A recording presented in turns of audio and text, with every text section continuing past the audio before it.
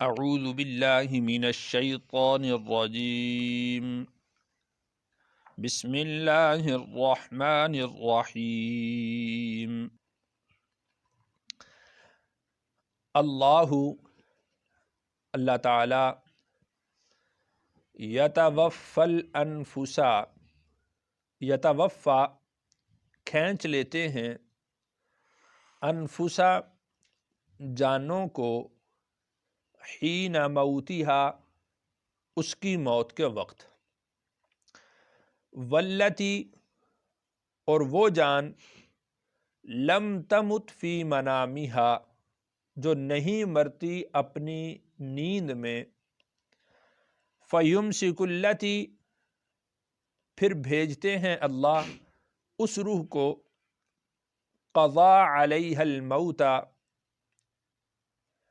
فیمسکو پھر روک لیتے ہیں التی اس روح کو قضا علیہ الموت فیصلہ ہو جس پر موت کا ویرسل الاخری اور بھیجتے ہیں دوسری کو الی اجل مسمی ایک مقررہ مدت تک کے لیے ان فی ذلک بے شک اس میں لآیات البتہ بہت سی نشانیاں ہیں لقوم یتفکرون اس قوم کے لیے جو غور و فکر کرتی ہے۔ جب آدمی سوتا ہے تو اس وقت اس کی روح قبض ہو جاتی ہے، کھینچ لی جاتی ہے۔ اسی وجہ سے نیند کو موت کی بہن قرار دیتے ہیں۔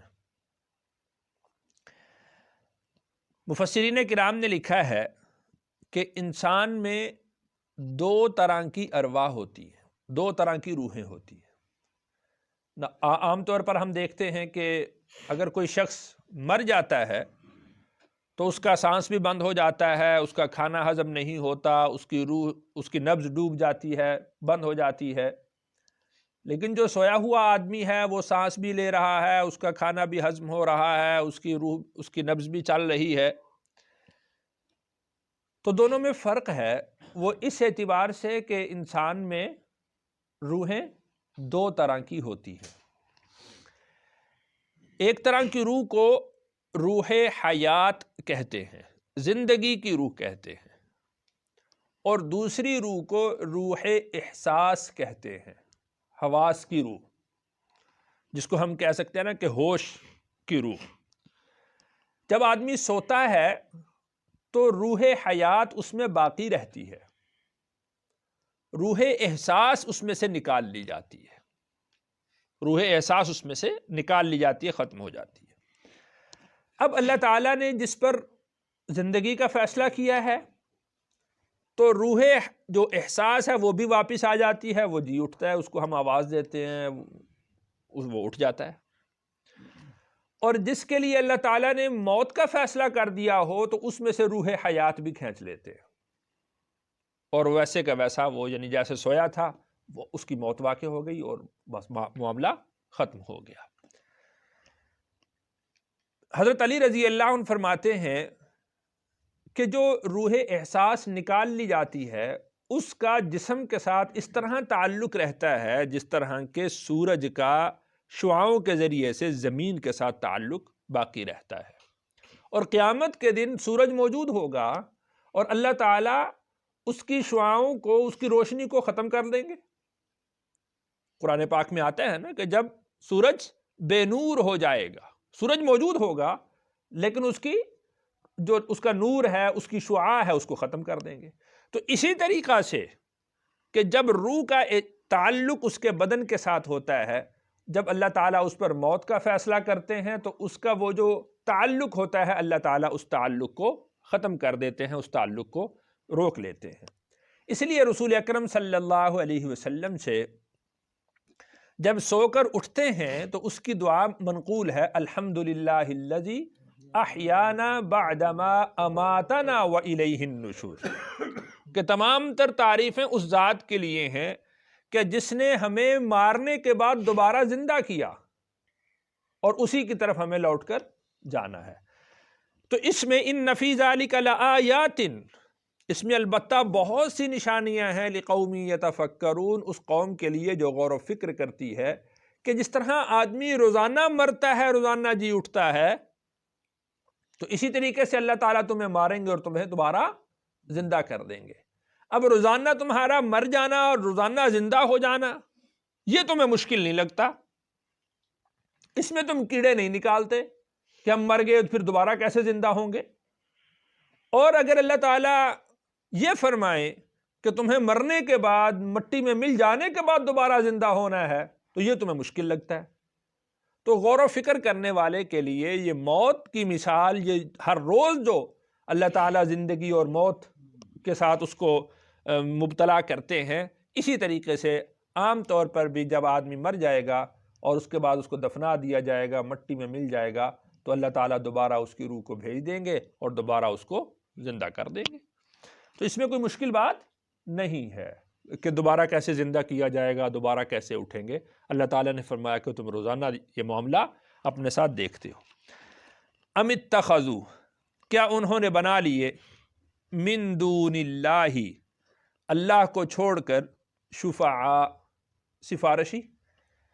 قل، آپ فرما دیجئے، اولو کانوا لا یملکون شیئا، کیا اگر وہ کسی چیز کے بھی مالک نہ ہوں پھر بھی، ولا یعقلون، اور ان کو شعور نہ ہو، وہ عقل نہ رکھتے ہوں پھر بھی، یعنی اول تو یہ ان کا سفارشی ہونا ہی وہ یعنی بعید ہے، اور بالفرض اگر یہ سفارشی ہوں بھی تو سفارشی ہونے کا مطلب کیا یہ ہے کہ ان کی عبادت شروع کر دی جائے، ان کی پوجا پاٹ شروع کر دی جائے؟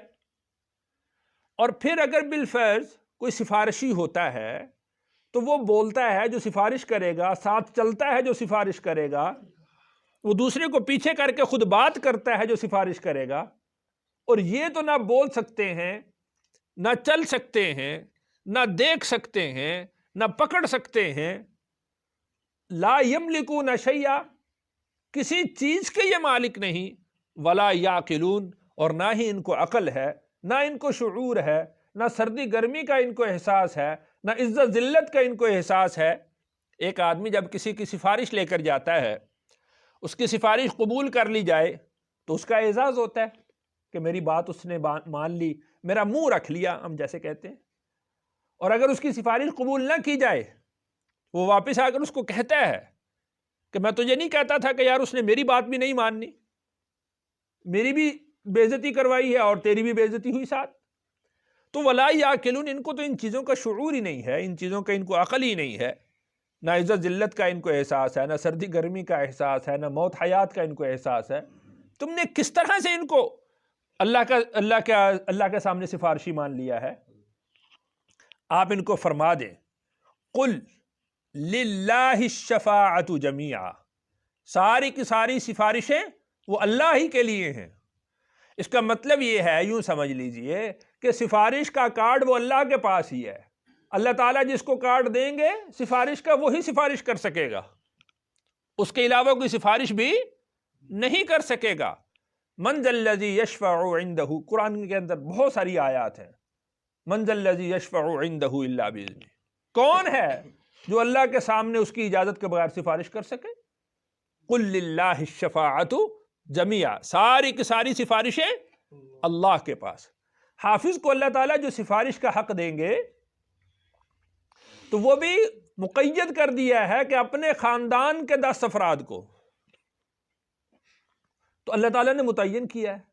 علماء کو اللہ تعالیٰ سفارش کا حق دیں گے، حاجیوں کو اللہ سفارش کا حق دیں گے، شہداء کو اللہ تعالیٰ سفارش کا حق دیں گے، انبیاء کو اللہ تعالیٰ سفارش کا حق دیں گے، لیکن جس کے لیے اللہ تعالیٰ منظوری دیں گے، فرمائیں گے کہ تم اس کے لیے سفارش کرو، پھر اس کی سفارش قبول کر لی جائے گی۔ لہو ملک السماوات والارض، اسی کی ملکیت میں ہے زمین اور آسمان، ثم الیہ ترجعون، پھر تم اسی کی طرف لٹائے جاؤ گے۔ وَإِذَا ذُكِرَ اللَّهُ، اور جب ذکر کیا جاتا ہے اللہ کا، وحدہ، تنہا اس کا اشمئزت متنفر ہو جاتے ہیں قلوب الذین لا یؤمنون بالآخرہ، قلوب دل، الذین ان لوگوں کے، لا یؤمنون جو ایمان نہیں رکھتے، بالآخرہ آخرت پر. یعنی جب اکیلے اللہ کی بڑائی اور بزرگی اور وحدانیت کے بول اور قدرت اور تعریف بیان کی جاتی ہے تو ان کے دل متنفر ہونے لگتے ہیں. کیا یہ ہر وقت توحید کی بات کرتے رہتے ہیں؟ کیا یہ ہر وقت اللہ اللہ کی بات کرتے رہتے ہیں؟ وَإِذَا ذُكِرَ اللَّهُ وَحْدَهُ، جب اس اکیلے اللہ کی بات کی جاتی ہے تو اشمئزت قلوب الذین لا یؤمنون بالآخرہ، ان لوگوں کے دل متنفر ہو جاتے ہیں جو آخرت پر ایمان نہیں رکھتے. اور وَإِذَا ذُكِرَ الَّذِينَ، اور جب ذکر کیا جاتا ہے ان لوگوں کا، من دونہ، جو اللہ کے علاوہ ہیں، اذا ہم یستبشرون، فوراً وہ کھل اٹھتے ہیں، خوش ہو جاتے ہیں، ان کے چہروں پہ بشاشت آ جاتی ہے. تو یہ وہ لوگ ہیں کہ لا یؤمنون بالآخرہ، کہ جن کا آخرت پر یقین نہیں. بتوں کی بات کرنے لگے خوش ہو جاتے، پیروں بزرگوں اولیاء کی کرامتوں کو بیان کرنے لگے جن کا حقیقت کے ساتھ تعلق بھی نہ ہو، کھل اٹھتے ہیں، واہ واہ واہ واہ واہ، کیا ہو گیا، کیا بات. وہ آپ نے بھی شاید سنا ہوگا، وہ ایک آدمی مر گیا اور اس کی روح فرشتے لے کر جا رہے ہیں، اور ایک بی بی آ گئی عبد القادر جیلانی رحمہ اللہ کے پاس کہ میں تو آپ کے نام کی 11ویں دیتی تھی اور میرا بیٹا فوت ہو گیا. وہ اس کو تھپڑ مارا، اس سے روح کھینچ لی، واپس کر دی، وہ زندہ ہو گیا. یہ کیا چیزیں ہیں؟ یہ ان کا ایمان کے ساتھ کوئی تعلق ہے؟ اور آگے لوگ سبحان اللہ، واہ واہ، کیا بات ہے جی، خدا کے ساتھ شریک ٹھہرا دیا. اور یہاں تک کہ اگر اکیلے اللہ کی بات کی جائے اور حقیقت بتائی جائے، اس کو کہہ دیا جاتا ہے یہ اولیاء کا منکر ہے. اولیاء کیا ہیں؟ وہ اللہ کی عبادت کی وجہ سے ولی بنے ہیں، اللہ کے ساتھ شراکت داری کی وجہ سے ولی نہیں بنے. دونوں میں فرق سمجھنا چاہیے.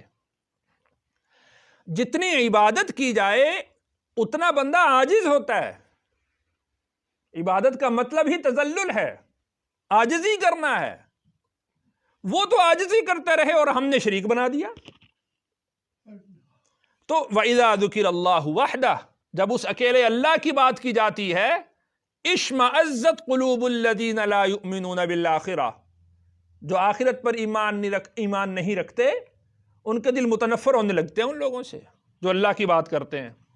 وَإِذَا ذُكِرَ الَّذِينَ مِن دُونِهِ، اور جب ان کی بات کی جائے جو اللہ کے علاوہ ہیں، تو اذا ہم یستبشرون، پھر چہرے کھل اٹھتے ہیں ان کے.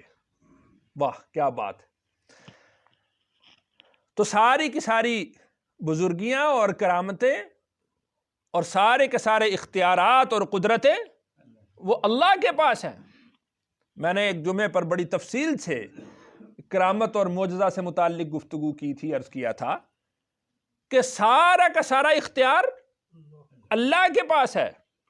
اللہ اپنے جس بندے سے چاہے اس کا اظہار کروا دے. معجزہ وہ انسان کے اختیار، نبی کے اختیار میں ہوتا ہے، نبی کے اختیار میں نہیں ہے معجزہ. اللہ تعالیٰ جب حکم دیتے ہیں تو معجزہ ظاہر ہو جاتا ہے. اب اس کی واضح سی مثال قرآن نے بیان کی ہے. وہ حضرت موسیٰ علیہ السلام کے ہاتھ میں عصا ہوتا تھا، لاٹھی ہوتی تھی. جب اپنے لشکر کو لے کر جا رہے ہیں موسیٰ علیہ السلام، وہ عصا ہاتھ میں ہے.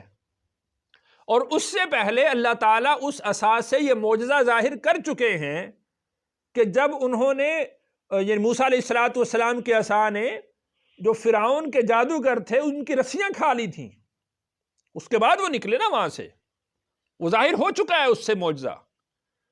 لیکن جب آگے گئے، آگے جب دریا آیا تو موسیٰ علیہ السلام پریشان ہو گئے. قرآن نے ذکر کیا، قوم کہنے لگی انا لمدرکون، اوہو ہم تو پکڑے گئے.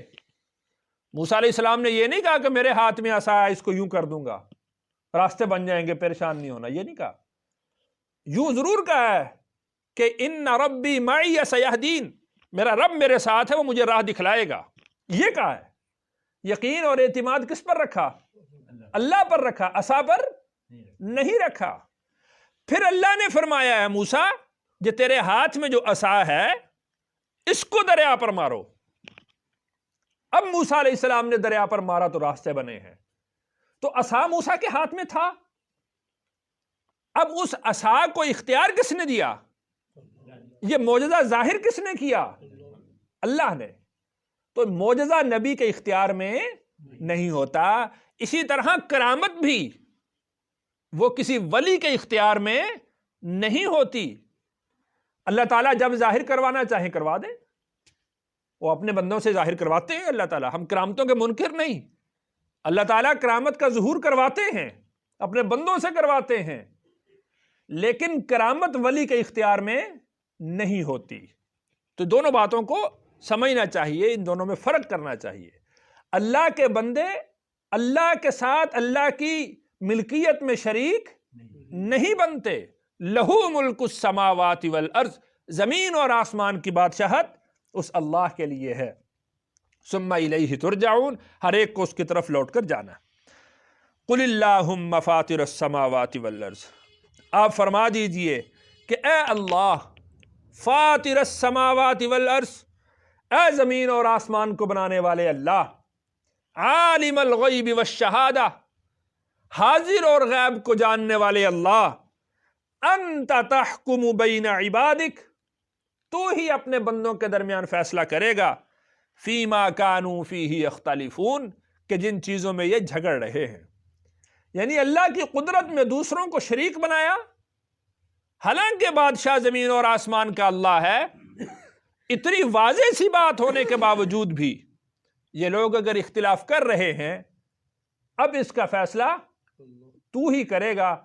اللہم فاطر السماوات والارض، عالم الغیب والشہادہ، انت تحکم بین عبادک فیما کانوا فیہ یختلفون۔ یہ دعا کر دیا کریں۔ اللہ تعالیٰ سے دعا ہے اللہ تعالیٰ مجھے اور آپ کو سمجھ نصیب فرمائے۔ الحمدللہ رب العالمین والعاقبۃ للمتقین۔